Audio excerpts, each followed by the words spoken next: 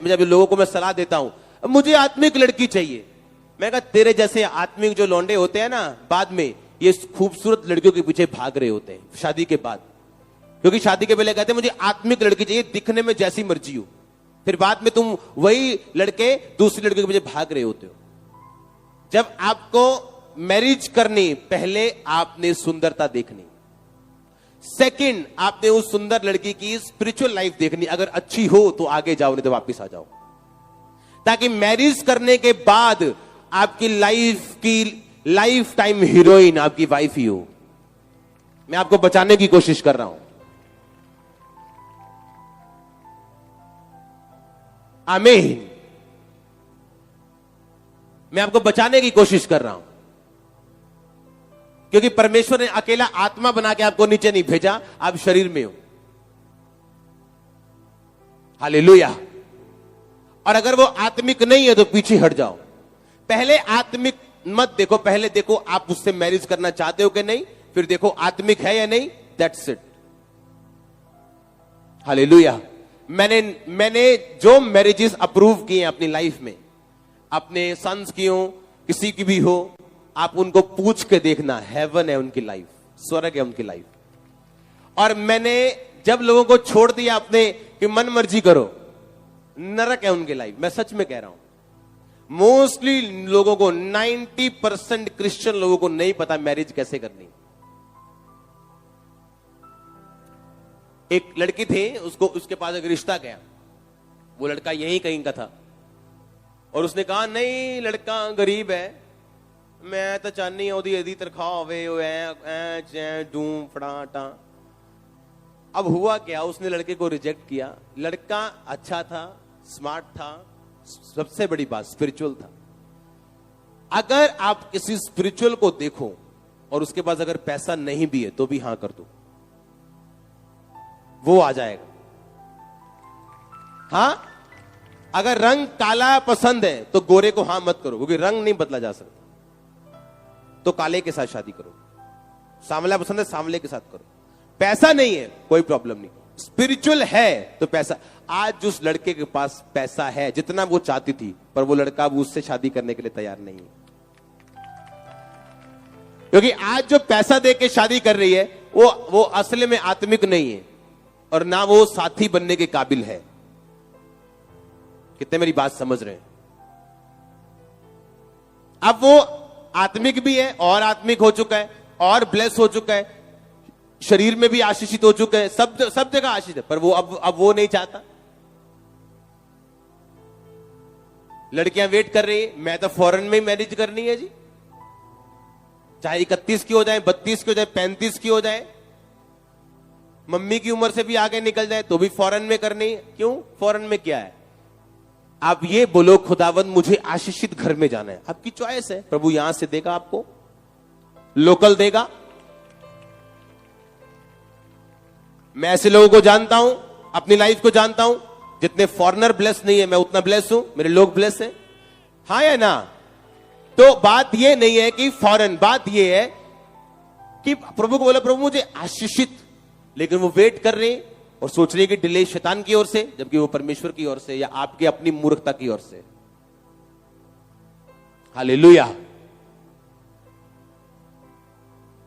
कभी भी ऐसा मत सोचो कि शादी के बाद आप अपने स्पाउस को, अपने पार्टनर को बदल सकते हो।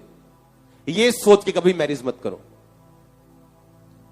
क्योंकि जो आप देख रहे हो अभी, उससे 100 से 99 आना है, 101 नहीं होना है। लोगों ने अगर दया हुई प्रभु की तो 100 का 100 रह जाएगा, अगर आप परफेक्ट हुए तो। कितने मेरी बात को समझ रहे हैं? वो नीचे आना, ऊपर नहीं जाना। कितने मेरी बात समझ रहे? हां, मैं शादी के बाद इसे बदल दूंगी या शादी के बाद ये बदल जाएगा जाएगी, ऐसा नहीं होगा, तो मत जाओ। क्योंकि आपका परिवार में सेट रहना उतना ही जरूरी है जितना मसीह में सेट रहना। समझ रहे कि नहीं सर? हां, एक सेटिंग नहीं है। क्या इसहाक की अपनी वाइफ के साथ बनती नहीं, उसकी मर्जी और है, उसकी मर्जी और है। अब 4 जन थे परिवार में, चारों ब्रेक हो चुके, टूट चुके, पूरे चारों दिशाओं में मुंह, एक का उत्तर दूसरे का दक्षिण, एक का पूरब दूसरे का पश्चिम। रीजन क्या है? आपस में बनती नहीं, इंटीमेसी नहीं है, प्रेम नहीं है, आपस में कोई सलाह मशवरा नहीं है, कुछ नहीं है। हालेलुया। परमेश्वर आपको बुद्धि दे, शैतान के बंधनों को तोड़े और आपको फ्री करे। अगर आमीन ऊंचा, ये आशीष आपकी ही। आमीन। मैंने कहा अगर ऊंचा तो ये ग्रेस आपकी है, और आप ये परिवार की ग्रेस अपने घरों में लेके जा रहे हो। और मैंने कहा आप ये परिवार की ग्रेस अपने घरों पे लेके जा रहे हो, और आपके परिवार चेंज होने जा रहे हैं यीशु मसीह के सामर्थी नाम में। हालेलुया। जोर से बोलो हालेलुया। आमीन। तैयार हो एक नई स्वीटनेस में प्रवेश करने के लिए? कई बार मैं लोगों के घरों में मैं जाता हूं, कई बार ज्यादा ऐसा पॉसिबल तो फॉरेन में ही होता है, जिस फैमिली ने बुलाया हम वहां गए। कई बार मैं क्या देखता हूं लोगों में कि हस्बैंड के साथ बनती नहीं, या बेटे के साथ बनती, हस्बैंड के साथ नहीं बनती। रीजन क्या? आज कौन सा सूट डालना है अपनी मम्मी को बताना है पहले इंडिया फोन करके। कौन सी सब्जी बनानी है पहले मम्मी को बताना है इंडिया फोन करके। कौन सी मार्केट में मम्मी को बताना है इंडिया फोन करके। अगर इतना ही मम्मी के साथ रहना तो मम्मी से शादी कर लेनी थी। उस बंदे को दुखी क्यों कर रहे हो? हाँ? जो औरत अपने मायके ध्यान रखती ज्यादा, वो कभी अपने ससुराल में खुश नहीं रहती। ये लोग भी कहते हैं, बाइबल भी कहती है। बाइबल कहती है, हे रानी अपने पिता के घर को भूल जा, तो राजा तेरे रूप की चाह करेगा। एक वाइफ को अपने हस्बैंड को यह बताना है और उसे जीतना है कि मेरा ध्यान और मेरी वफादारी आपके साथ है। मैं अपनी इन लॉ फैमिली को, अपने ससुराल वालों को सपोर्ट करता हूं फाइनेंशियली, अपने माता पिता को सपोर्ट करता हूं फाइनेंशियली, दोनों को सपोर्ट करता हूं, चारों को। सुनो, पर ये मेरे वाइफ के प्रेशर की वजह से नहीं, ये मेरा डिसीजन था, मेरी वाइफ का नहीं। मेरे ससुराल वालों को सपोर्ट करना मेरा डिसीजन था, मेरी वाइफ का नहीं। आप जब अपने जो आपके काम है, जो अगर खुद करोगे तो वाइफ क्यों आपको बोलेगी? जब आप करनी कतराओगे, क्योंकि शादी के पहले जो गिफ्ट आता था वो 150 वाला बर्गर, अब शादी के बाद वो 30 वाला बर्गर हो चुका है। जो पहले सूट 700 वाला आता था, अब वो 150 वाला हो चुका है, वो भी सेल वाला। तो खीरे भी जो गोल गोल आते थे वो टेढ़े मेढ़े आएंगे या आएंगे नहीं।